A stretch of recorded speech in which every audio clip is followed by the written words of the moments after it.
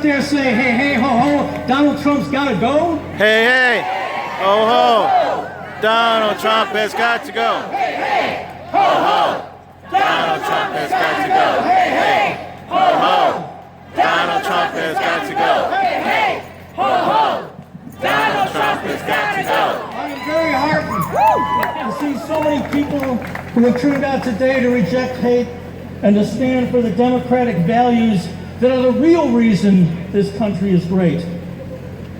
The head of this nation's government is a bully. We've said it over and over, and it's true.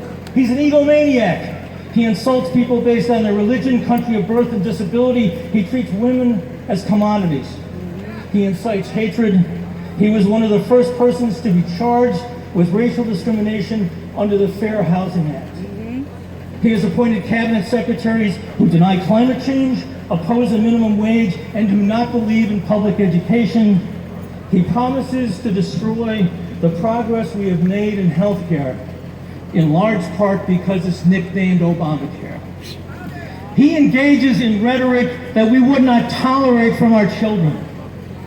I'm a union organizer with 1199 SEIU, the healthcare workers union, but I'm also on the board of the New York Civil Liberties Union and Rochester Acts. I'm a member of Sierra Club, the NAACP, Private Work, and Metro Justice. I'm not a member of these seemingly different organizations because I like to join groups or because I have a lot of time on my hand.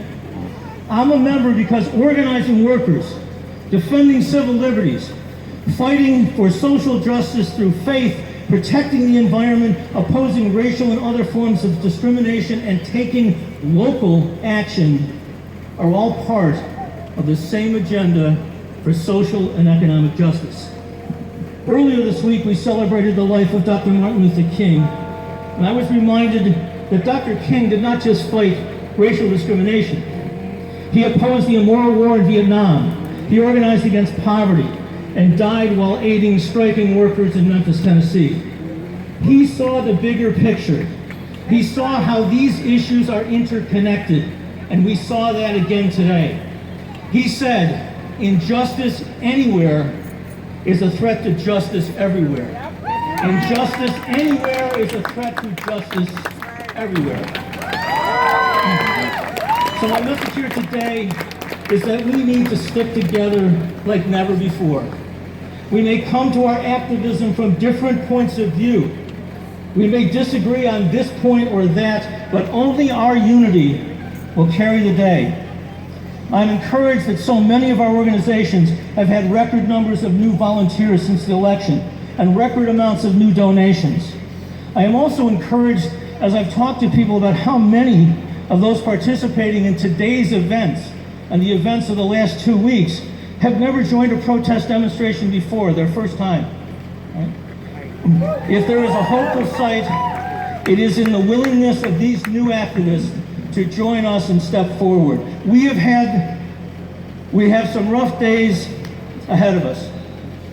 But the movement has seen rough days before, and each time the movement has come back stronger and smarter and more united. Dr. King also told us the arc of the universe is long, but it bends toward justice. That arc just got a little longer, but it will continue to bend toward justice if we keep up the fight. We keep up the fight for racial justice.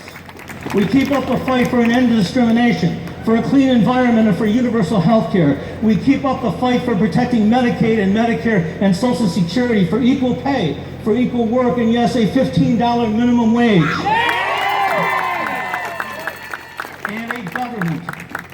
And a government that represents the will of the people, not the interests of the 1%. Right.